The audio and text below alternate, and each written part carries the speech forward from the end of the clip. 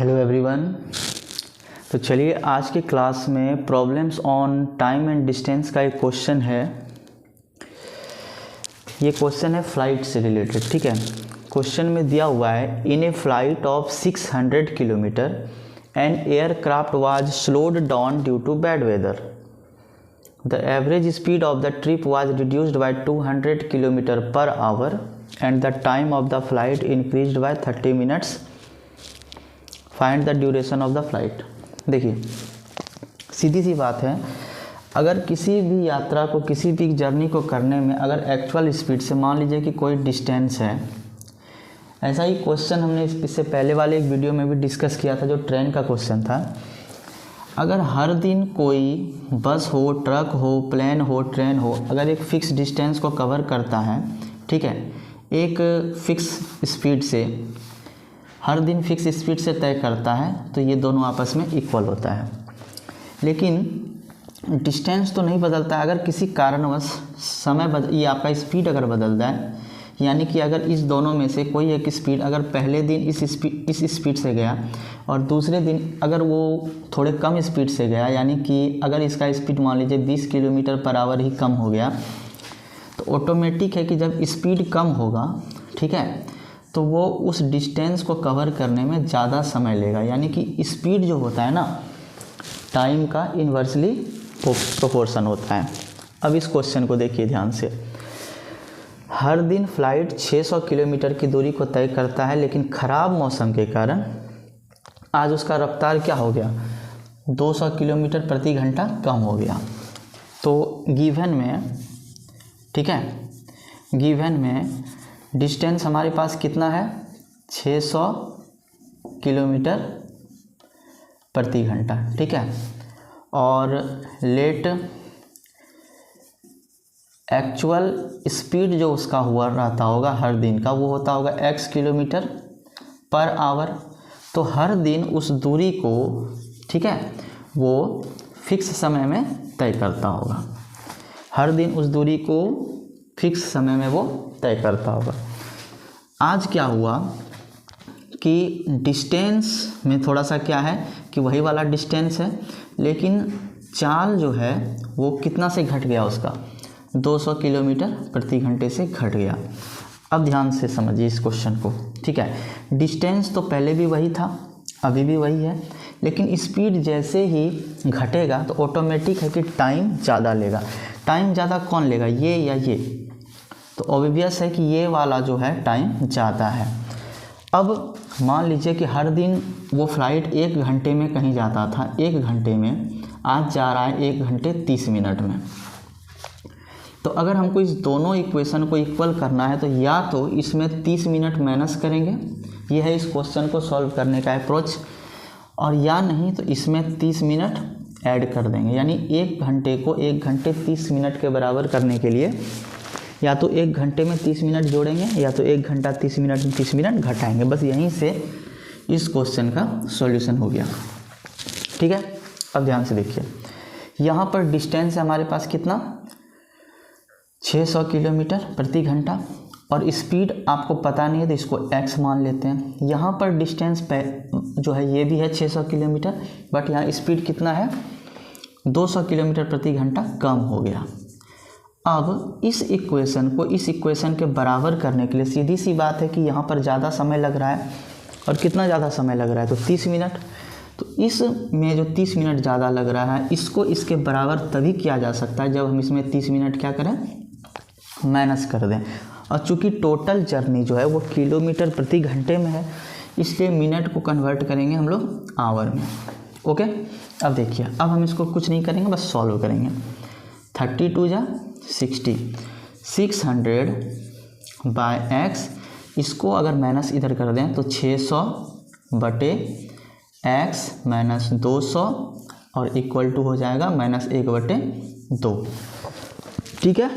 अब इस दोनों का अगर हम एलसीएम लेते हैं तो x इंटू एक्स माइनस 20, यहाँ से हो जाएगा 600x माइनस, और यहाँ से हो जाएगा 600, यहाँ से हो जाएगा x माइनस 200 है, x माइनस 200 और यहाँ से हो जाएगा 600 x इक्वल टू -½ ठीक है।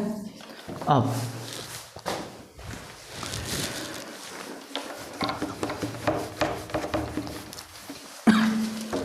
हम इसको सॉल्व करेंगे तो 600 x माइनस 600 गुना 200 ठीक है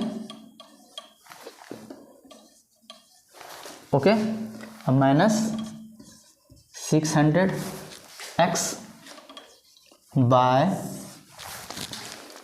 इसको मल्टीप्लाई कर लेते हैं तो x इंटू एक्स होगा आपका x स्क्वायर। अब माइनस 200x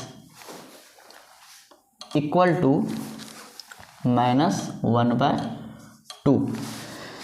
600x और -600x कैंसिल हो गया तो ऊपर कितना रह गया -1,20,000 ठीक है by x square minus 200x equal to -½ इस माइनस से ये वाला माइनस कैंसिल हो गया। अब ये कन्वर्ट हो जाएगा किस में क्वाड्रेटिक इक्वेशन में क्रॉस मल्टीप्लाई से तो x square minus 200x equal to okay. इसको हम लोग इस तरफ ले आते हैं तो होगा x square minus 200x minus 240000। अब इसको दो फैक्टर में स्प्लिट करेंगे ताकि आपका जो मल्टीप्लिकेशन है वो हो जाए 2,40,000। तो -600x प्लस 400x माइनस 2,40,000। अब इस दोनों में से कॉमन फैक्टर x होगा तो यहाँ से x माइनस 600 रहेगा। यहाँ 400 को अगर हम लोग रखते हैं कॉमन फैक्टर में तो यहाँ हो जाएगा -600। फिर कॉमन फैक्टर करते हैं x माइनस 600 तो x माइनस 600 और यहाँ से x प्लस 400। सॉल्व करने पर यहाँ से आपका जो x माइनस 600 इक्वल टू 0 या फिर x प्लस 400 इक्वल टू 0 तो यहाँ से x का वैल्यू हो जाएगा 600 और यहाँ से x का वैल्यू हो जाएगा -400। अब निगेटिव वाला तो नहीं रखेंगे ठीक है। तो हमको पता चल गया कि इस फ्लाइट का ठीक है इस फ्लाइट का जो आपका एक्चुअल स्पीड है वो है 600 किलोमीटर प्रति घंटा। यानी एक्चुअल स्पीड जो है वो है 600 किलोमीटर प्रति घंटा ठीक है। Actual speed of the flight अगर इस क्वेश्चन में पूछता कि बताइए find the actual speed of the flight तो वो होता 600 किलोमीटर प्रति घंटा ठीक है। आई होप आपको यहाँ तक समझ में आया होगा। अब इस क्वेश्चन में आपसे देखिए क्या पूछा गया है find the duration of the flight. यानी क्वेश्चन पूछ रहा है कि बताइए उस फ्लाइट का एक्चुअल ड्यूरेशन क्या है। एक्चुअल स्पीड तो हमने पता कर लिया, एक्चुअल ड्यूरेशन क्या है। तो एक्चुअल ड्यूरेशन का मतलब होता है distance by speed. Distance by speed तो हर दिन वो फ्लाइट जाता था 600 किलोमीटर। हर दिन कितना जाता था 600 किलोमीटर और किस स्पीड से जाता था वो तो 600 किलोमीटर प्रति घंटे के रफ्तार से। तो उसका एक्चुअल जो ड्यूरेशन था 600/600 यानी 1 घंटा। उस फ्लाइट का हर दिन का जो एक्चुअल ड्यूरेशन था वो था 1 घंटा प्रति यानी 1 घंटा उसका जो एक्चुअल ड्यूरेशन था वो था 1 घंटा और एक्चुअल स्पीड कितना था 600 किलोमीटर प्रति घंटा।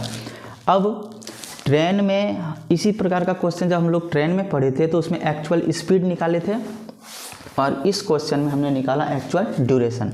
ड्यूरेशन का मतलब होता है टाइम ठीक है। तो इस प्रकार के क्वेश्चन को चाहे वो फ्लाइट से पूछे या ट्रेन से पूछे हर हाल में प्रैक्टिस करके जाना है ठीक है ओके। तो उम्मीद है आप इस वीडियो को समझ पाए होंगे, इस क्वेश्चन का सॉल्यूशन आपको समझ में आया होगा। तो मिलते हैं नेक्स्ट वीडियो में। Thanks for watching.